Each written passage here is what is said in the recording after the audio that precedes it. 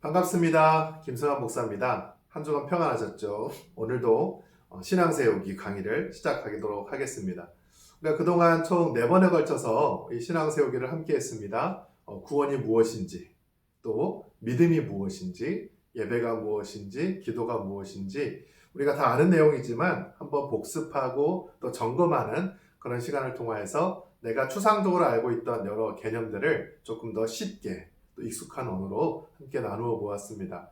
오늘 제가 준비한 5번째 강의는 바로 묵상이란 무엇인가입니다. 묵상, 굉장히 매력적인 단어지요. 하나님 말씀을 깊이 있게 연구하고 또 그 말씀대로 살기 위해서 아마 그리스도인들이라면 이 성경을 어떻게 나의 것으로 만들까 많이들 고민하시는 것 같아요. 어떤 특별한 방법이 있느냐? 사실 그런 건 없습니다. 물론 여러 가지 성경을 이렇게 읽으세요. 또 큐티는 이렇게 하세요. 여러 가지 시 중에 돌아다니는 자료들이 많이 있지만 그냥 하나님 말씀 내가 사랑해서 열심히 보고 그 말씀 또 깨달은 바대로 은혜롭게 살아간다면 그게 최고의 묵상의 삶이 아닐까 싶습니다. 한국교회 많은 성도들이 성경 공부를 굉장히 좋아해요. 말씀을 사모하는 그런 마음들이 아주 강합니다. 하지만 때로는 이게 나쁘게 쓰일 때도 있죠. 신천지와 같은 이단들은 성경 공부한다라고 사람들을 모아놓고 말씀을 이렇게 저렇게 자기들 입맛대로 푸른 다음에 자기들 교회로 끌고 가는 것을 보게 됩니다. 성경 공부하는 그 마음이 참 좋은데 간혹 그게 잘못된 방향으로 나아갈 때 우리도 우리 신앙과 믿음이 더 무너져가는 것을 보게 됩니다. 그래서 우리 성도님들은 늘 담당 목사님들과 늘 상의하셔서 좀 건강한 곳에서 말씀 공부를 했으면 좋겠고요. 더 나아가서는 우리 교회에서 제공하는 여러 가지 프로그램들에 열심히 참여했으면 좋겠습니다. 묵상이 무엇일까요? 오늘 저는 제가 생각하는 이 묵상의 개념들을 조금 소개를 하고 여러 가지 묵상의 방법들 또 말씀드린 다음에 제가 어떻게 설교 준비를 하고 또 말씀 공부를 하는지 마지막에도 저만의 방법을 좀 이렇게 나누면서 이 시간을 진행해 보려고 합니다. 왜 우리는 하나님 말씀을 묵상하는 삶을 살아야 될까요? 여러 가지 이유가 있겠지요. 첫 번째 말씀 묵상하는 이유가 무엇이냐면 그리스도를 만나고 그분과 함께 하는 가운데 새로워지고 싶어하는 그런 마음이 있기 때문입니다. 그렇죠? 그래서 그 안에서 그 말씀을 듣고 충만한 기쁨을 얻고 싶어하는 것이 바로 우리 모든 신앙인들의 어떤 마음의 갈급함이 있는 게 아닌가 싶어요. 성경 66권은 딱 한마디로 요약하려면 예수 그리스도에 대한 이야기죠. 구약은 이 땅에 오실 메시아, 이 땅에 예수님께서 오실 것이다. 새로운 나라와 새로운 사역을 일으키실 것이다. 신약은 오신 메시아, 예수님이 이 땅에 오셔서 이렇게 사역하셨고 또 이렇게 교회를 세우셨다. 성경의 큰 핵심은 바로 예수 그리스도입니다. 우리가 성경을 읽으면서 그게 내 마음의 감동으로 다가오기도 하고 또 우리의 모든 신앙에 어떤 새로움을 불러일으키기도 하지만 그 중심에는 언제나 예수 그리스도가 있어야 돼요. 말씀을 통해서 예수님이 더 보여야 되고 예수님께 더 다가가야 되고 예수님을 사랑해야 되지 그 말씀을 통해서 나만의 기쁨을 채운다든지 우리 교회의 어떤 위상을 높인다든지 우리 목사님을 마치 신격화한다든지 그런 것은 말씀 묵상을 잘못하고 있는 것입니다. 우리는 언제나 그 묵상의 중심 예수 그리스도를 만나는 바로 그 기쁨을 얻는 게 우리가 하나님 말씀을 묵상하는 첫 번째 이유입니다. 두 번째는 무엇일까요? 바로 온전한 알을 위해서예요. 온전한 알. 하나님을 알기 위해서 그 말씀을 묵상하는 거죠.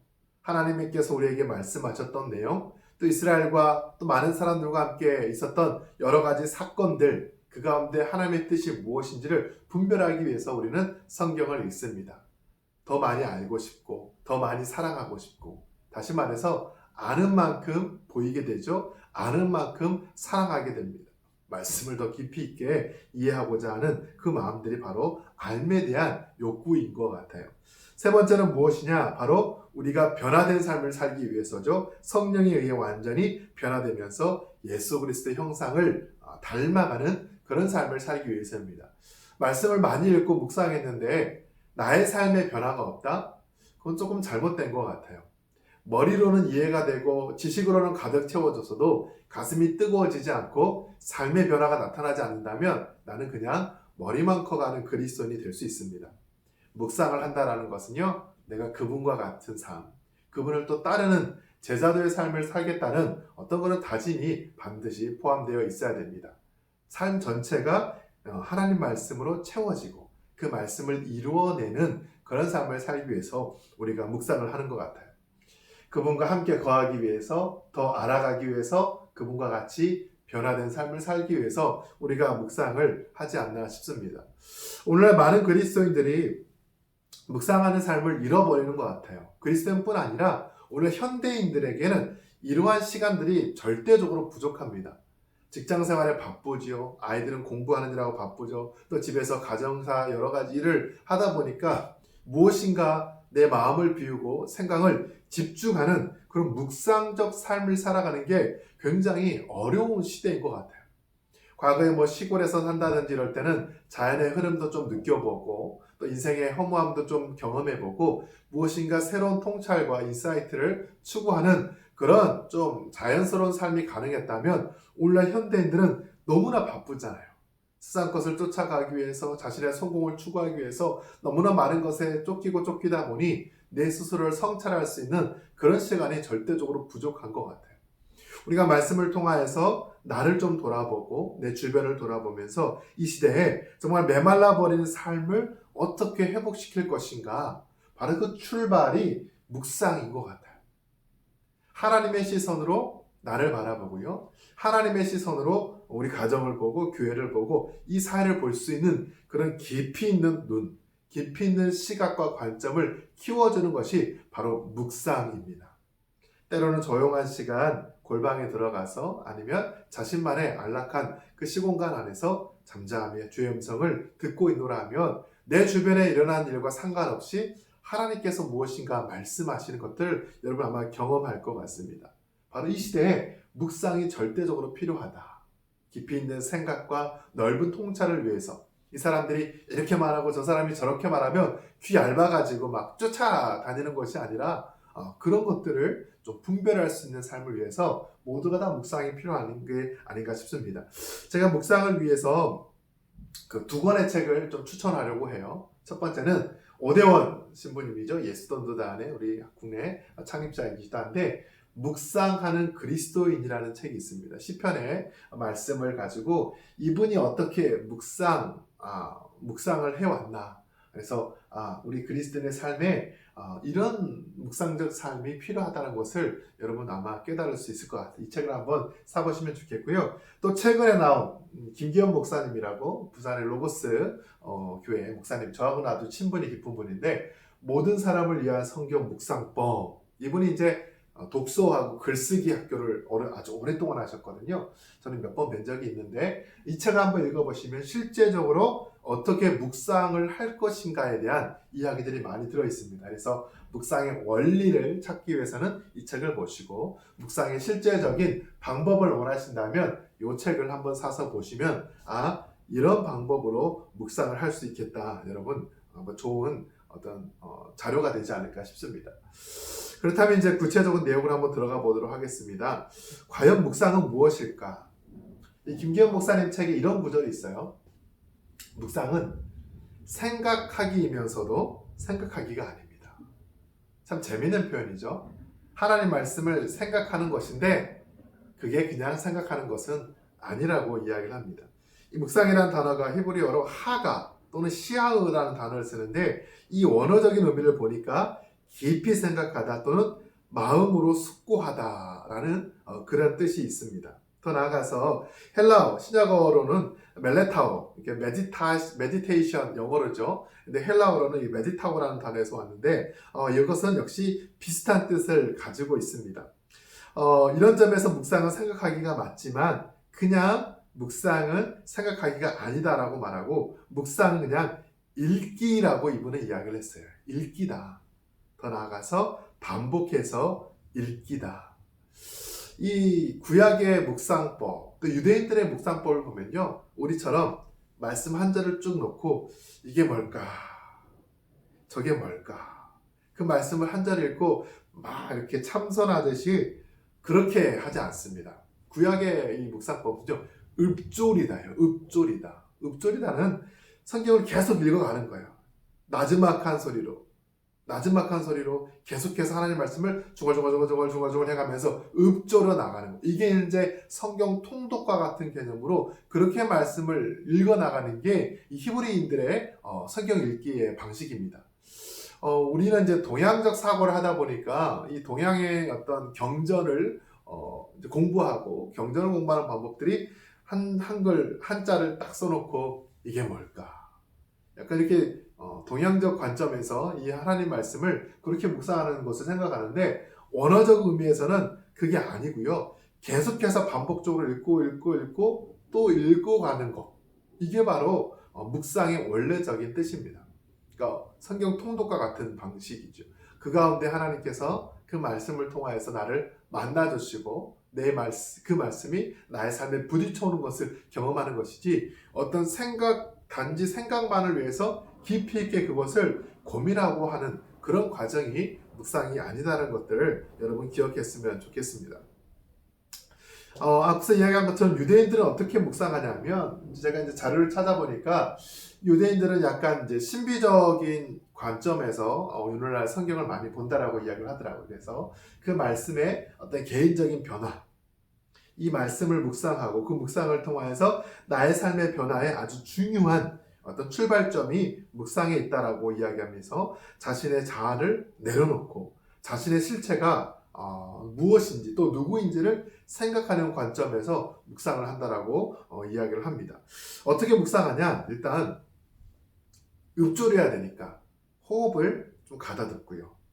그러니까 조용한 공간에서 자신에게 집중할 수 있는 그런 어떤 환경을 갖춘 다음에 호흡을 좀 가다듬고 소리 내어서 하나님 말씀을 읽어갑니다. 읽어가면서 그 리듬과 운율과 어떤 몸의 긴장을 풀고 계속해서 되뇌이며 또 읽고 반복해서 읽고 생각하는 그 모든 것들이 바로 유대인들의 묵상의 방법이다 생각하시면 될 것 같아요. 우리하고 좀 다른 개념이죠. 오늘 한국교회에서 많이 하는 그 묵상의 방법이 있습니다. 아마 여러분 이제 큐티 익숙하실 것 같아요. 저도 이제 중고등학교 시절에 학교 마치고 이제 집에 오면 그때는 아침에 일찍 못 일어나니까 학교 끝나고 와서 큐티를 많이 했어요. 친구들과 같이 교회에 모여서 찬송가 한 장 부르고 또 함께 그 큐티 본문의 말씀을 돌아가면서 한 절씩 읽고 거기에 이제 질문 한 3가지 있잖아요. 질문에 대해서 한 5분 정도 서로 생각하고 쓴 다음에 답을 쓴 다음에 거기에 대해 서로 이렇게 한 번씩 쭉 돌아가면서 한마디씩 하고 그렇게 하면서 큐티를 했던 경험들이 있습니다. 물론 지금은 그 내용이 무엇인지 잘 생각은 이제 나지 않는데 그렇게 내 몸을 하나님 말씀을 묵상할 수 있는 그 습관과 훈련된 그 몸으로 만드는 거예요. 우리가 이제 단지 머리로 이해해서만 큐티를 하고 공부하는 거 아니잖아요. 이 몸을 만드는 게 중요해요. 운동선수가 달리기 하는 몸을 만들고 수영선수가 수영하는 몸을 만드는 것처럼 묵상도 마찬가지 묵상적 삶을 위한 그 몸을 만드는 게 중요합니다. 홀로 된 공간을 좋아해야 되고요. 거기에서 집중할 수 있어야 되고요. 또 그 가운데 하나님께서 주시는 은혜를 체험할 수 있는 어떤 그런 삶의 태도와 마음의 자세를 갖추는 그런 게 중요합니다. 큐티는 여러 가지가 있는 것도 알다시피 처음에 이제 찬송을 부르죠. 또 기도합니다. 하나님, 오늘 말씀을 읽는데 이 말씀을 좀 깨닫게 해주세요. 그래서 말씀에 대해서 말씀을 위해서 기도하시고 그 다음에 본문을 이제 정해서 길지 않는다면 한 번 읽지 말고 여러 번 반복해서 읽는 게 중요한 것 같아요. 보통 10절 내외일 텐데 처음부터 끝까지 1분이면 읽지 않습니까? 그것을 한 2번, 3번. 김기현 목사님 앞서 이야기하신 분들은 그 요나서 같은 경우를 100번 읽기, 50번 읽기 이렇게 하면서 그 구절들 가운데 부딪혀오는 무엇인가를 찾으려고 많이 하더라고요. 우리는 그렇게까지 할 수 없지만 반복해서 말씀을 읽는 게 중요한 것 같아요. 그리고 그 읽은 말씀 중에 내가 깨달은 부분들 또 특별히 나에게 의미 있게 다가온 부분들을 잘 체크해서 기록하고 또 그것을 이제 나의 삶에 어떻게 실천할 수 있을까 그것을 고민하고 기도를 마치는 거 한 2, 30분 또는 3, 40분 내외에 짧은 시간 안에 말씀을 묵상하는 이 큐티의 방식들이 우리에게는 익숙할 것 같아요. 아마 중고등학교 학생들에게는 정말 좋은 것 같고요. 가정에서 여러분 함께 자녀들과 그렇게 말씀을 한 권들 같이 읽고 이런 방식으로 나누는 그런 어떤 신앙교육하는 것도 굉장히 필요할 것 같습니다. 이와는 다르게 우리 기독교 전통에서는 어떤 묵상의 연습들이 있었냐면 렉시오 디비나라 그래가지고 거룩한 독서의 전통이 있습니다. 거룩한 독서. 뭐 독서가 뭐 독서지 뭐 거룩해 뭐 그렇게 말할 수도 있겠지만 주로 이제 스토원을 중심으로 했던 묵상의 방법들입니다. 물론 이제 기독교가 로마의 국교가 된 다음에 유럽 사회 전체적으로 퍼졌지만 굉장히 이제 세속화되어 버렸어요. 이게 종교인지 제국인지 구별이 되지 않고 그나마 신앙의 유산을 잘 보존했던 곳들은 바로 수도원이었습니다. 수도원에서 하나님 말씀을 필사하고 주어진 시간에 기도하고 또 노동하고 그렇게 열심히 경건생활 신앙생활을 하기 위해서 수도원들이 많이 했었는데 그들이 하는 방법을 이제 거룩한 독서라고 이야기를 해요. 렉시오 디비나 라틴어인데 이제 부주로 보니까 6세기 베네딕트 수도에서 출발했다고 합니다. 아주 단순합니다. 하나님 말씀을 읽어요. 또 그 말씀의 뜻을 깊이 있게 생각하고요. 또 위해서 기도하고요. 또 마지막이 관상이라는 단어가 있어요. 이 컨템플레이션인데 이 관상이라는 단어가 조금 우리에게는 생소하죠. 근데 이제 가톨릭 쪽에서 이제 가톨릭의 피정의 집 이런 데 가면 관상의 기도도 많이 합니다. 이게 뭐냐면 하나님 말씀을 읽고 묵상하고 기도하는 것은 그 성경과 나는 좀 동떨어졌다라고 생각하면 예를 들어서 이런 거잖아요. 예수님께서 어떤 성경에 뭐 사마리아 사람의 본문을 이야기를 했다. 그럼 나도 선한 사마리아 사람처럼 어려운 사람을 좀 도와야지. 뭐 이렇게 결론을 내서 그렇게 살자라고 다짐할 텐데 이 관상은 내가 그 본문 안으로 들어가는 거예요. 내가 선한 사마리아인이 돼보고 실제로 아니면 내가 강도 맞는 사람이 돼보고 아니면 내가 레위나 제사장이 돼보고 그렇게 본문의 한 인물로서 들어갔을 때 여러 가지 생각과 상상을 통하여서 그 가운데 느껴지는 무엇을 발견하는 그런 과정을 통하여서 관상을 이제 하는 건데 물론 여기는 위험성이 있어요. 그게 성경과 벗어날 수도 있고 너무 자신의 주관적 세계로 빠져들어갈 수 있는 위험이 있지만 아무튼 하나님 말씀을 묵상하는 하나의 방법으로 우리 수도원에서 주로 많이 사용했다라고 여러분 보시면 될 것 같습니다. 이런 거룩한 독서의 특징이 무엇이냐면 아주 단순하게 하나님 말씀을 읽는다라는 것, 순수한 마음을 가지고 역시 읊조리고 또 삶에서 어떻게 이것을 실천할 수 있을까, 수행할 수 있을까를 고민하면서 이렇게 하나님 말씀을 보는 방법이 바로 거룩한 독서입니다. 여러 가지 이제 이야기를 했습니다. 묵상이 무엇인지, 또 큐티하는 것들, 또 거룩한 독서의 전통도 소개했는데 그렇다면 이제 저는 어떻게 하나님 말씀을 묵상하느냐? 이제 저의 방법을 좀 소개하려고 합니다. 시편 1편을 가져왔습니다. 다시는 말씀이지만 제가 한번 읽어볼게요. 복 있는 사람은 악인들의 꾀를 따르지 아니하며 죄인들의 길에 서지 아니하며 오만한 자들의 자리에 앉지 아니하고 오직 여호와의 율법을 즐거워하여 그 율법을 주야로 묵상하는도다. 그는 시냇가에 심은 나무가 철을 따라 열매를 맺으며 그 잎사귀가 마르지 아니한 같으니 그가 하는 모든 일이 다 형통하리로다. 악인들은 그렇지 아니하며 오직 바람에 나는 겨와 같도다. 그러므로 악인들은 심판을 견디지 못하며 죄인들이 의인들의 모임에 들지 못하리로다. 무릇 의인들의 길은 여호와께서 인정하시나 악인들의 길은 망하리로다. 여러분 이 시편 1편 말씀을 묵상하려고 할 때 저 역시 본문을 여러 번 봅니다. 사역을 초창기 시작할 때는 한 30-40번 정도 읽은 적도 있는 것 같아요. 물론 지금 많이 익숙하기 때문에 그렇게 하지 않지만 아무튼 반복해서 여러 번 보는 편이고요. 저는 이제 이렇게 합니다. 조용히 말씀을 몇 번 읽어요. 그리고 제가 많이 하는 묵상의 방법은 본문에 질문을 던지는 거예요. 질문을. 적극적으로 성경을 읽는 방식입니다. 수동적으로 읽는 방식은 이렇구나. 이런 내용이었네. 아멘. 이렇게 하지만 저는 그렇지 않고 자꾸 본문과 대화를 시도합니다. 질문을 던져요. 앞서 1절에 복 있는 사람은 이렇게 출발했는데 복이 뭘까? 성경에서 말하는 복은 무엇이지? 그러면서 구약에 나오는 많은 사람들, 복에 대한 이야기들을 떠올려 보는 거예요. 아브라함에게 너는 복의 근원이 될지라. 아브라함에게 했던 복의 말씀은 무엇이지? 구약에는 이런 사람들이 복을 받았구나. 그런 사람들이 누구인지를 생각해 봅니다. 그러면서 이 복의 의미를 확장시켜 나가는 게 저의 묵상의 방법이에요. 구약은 이것을 복이라고 하는 거구나. 이 복 있는 사람은 이런 삶을 살았구나. 그렇게 해서 자꾸 질문을 던지고 나름의 답을 그 안에서 찾기 위해서 여기저기 들춰보는 게 저의 묵상의 출발입니다. 세 번째는 무엇이냐면 상상력이 필요해요. 성경은 죽어있는 책이 아니거든요. 교과서에 나온 것처럼 뭘 달달달달 외워가지고 누구한테 들려주는 그런 내용이 아니에요. 특히 설교자들에게는 이 신앙적 상상력이 또는 신학적 상상력이 굉장히 중요한 부분입니다. 오늘 말씀에도 보면 3절에 시냇가에 심은 나무를 이야기했어요. 왜 이 다윗은 시냇가에 심은 나무를 이야기했지? 복 있는 것과 그게 어떠한 상관이 있을까?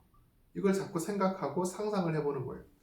내가 갔던 이스라엘은 그런 곳이 없는데 비도 안 오고 땅에 척박해가지고 짐승들 키우기도 쉽지 않은 곳인데 이것은 다윗이 꿈꾸었던 그런 세계를 말하는 거구나. 현실은 척박하고 어려운데 하나님 말씀을 주야로 묵상하는 복된 사람들의 삶은 척박한 상황에서도 그렇게 하나님께서 은혜를 베풀어 주시는 그런 삶을 살아가는 거구나. 신앙의 상상력을 자꾸 발휘해 보는 거예요. 그 동네를 생각해 보고요. 그때 그 장면을 떠올려 보고요. 그때 인물들이 어떤 대화를 했을까, 어떤 사건들이 있었을까를 자꾸 생각해 보는 것, 그게 바로 이 본문을 적극적으로 읽는 방식입니다. 또 본문 안에는 악인이 4절부터 등장하잖아요. 의인이 있고 악인이 있네. 이 본문 안에 어떤 긴장감이 있네. 의인은 이렇게 시냇가에 심은 나무인데 그럼 악인은 어떤 사람이지? 바람에 나는 겨와 같다고 이야기했네. 그럼 여기 바람에 나는 겨는 무엇일까? 또 생각을 하는 거예요. 바람 불면 정말 알고는 남지만 우리가 키질 할 때 어른들 그렇잖아요. 그 껍질을 다 이렇게 날려보내는 것처럼 그게 사실은 진짜인지 가짜였는지 썩힐 때는 몰랐는데 그렇게 작은 바람에도 가짜들은 다 날아가 버리는구나. 하나님 바라보실 때 어떤 사람이 의인이고 어떤 사람이 악인인지 바람이 그래서 불어야 되겠구나. 그게 우리 의인들에게도 잠시 잠깐의 고난일 수도 있겠지만 그 길을 통해 하나님은 진짜가 누구인지를 바로 분별해 내시는구나. 이런 본문 안의 긴장관계가 무엇인지를 생각해 보는 거예요. 또 마지막 질문을 더 던집니다. 이 본문 안에서 그러면 나는 어떤 삶을 살아야 되나? 의인, 하나님께서 인정하시는 삶을 살아야 되겠다. 하나님께서 인정하는 삶, 그 바로 복된 삶이고 그게 율법을 집중해서 묵상하는 삶이구나. 그게 시냇가에 심은 나무와 같은 삶이구나. 이렇게 본문과 대화를 던지고 고민해보고 새로운 상상력을 가지고 본문을 적극적으로 읽고 해석하는 그런 작업들이 여러분 굉장히 중요합니다. 이게 하나님 말씀을 더 깊이 있게 하는 방식이에요.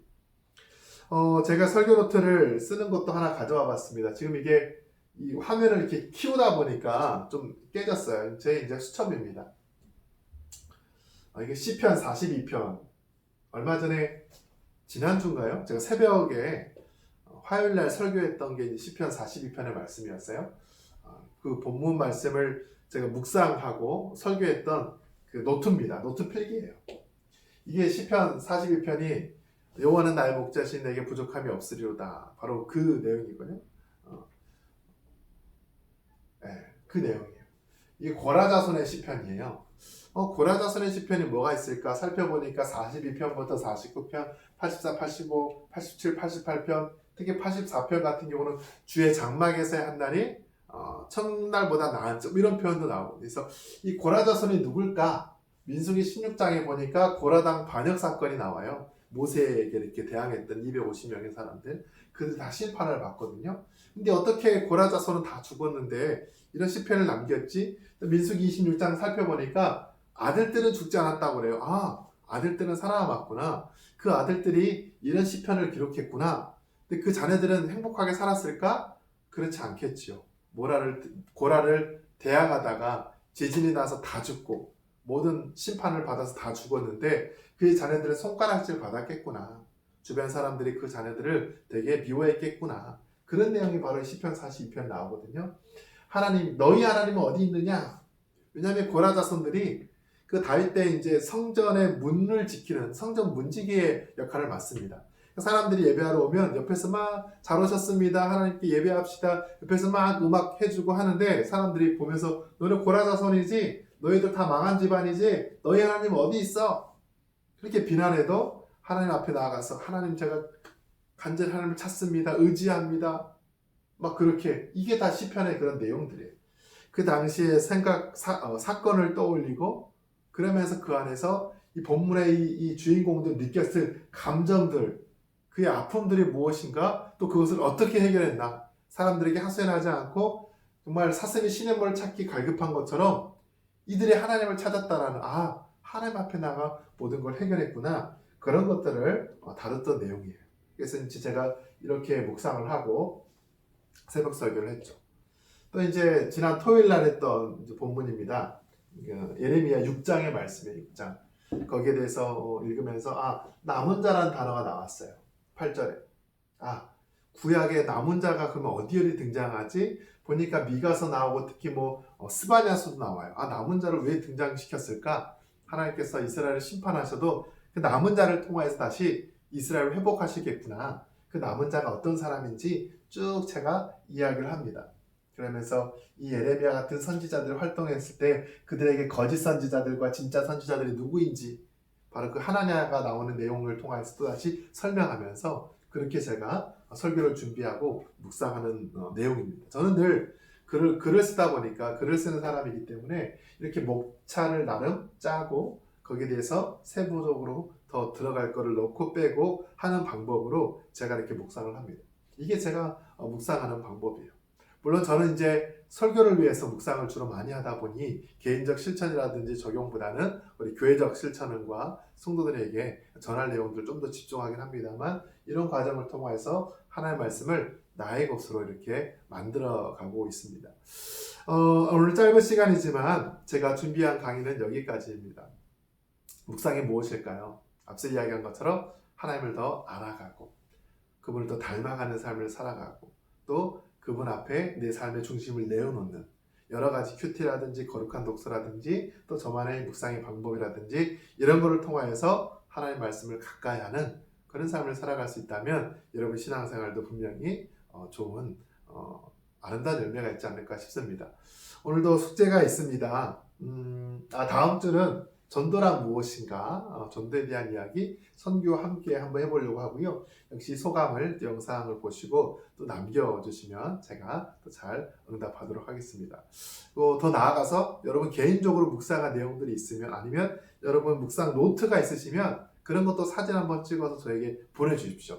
그럼 제가 또 보고 여러분 코멘트를 잘 하도록 하겠습니다. 오늘 짧은 시간이지만 함께 해주셔서 감사하고요. 우리 5강 강의 여기서 마치도록 하겠습니다. 감사합니다.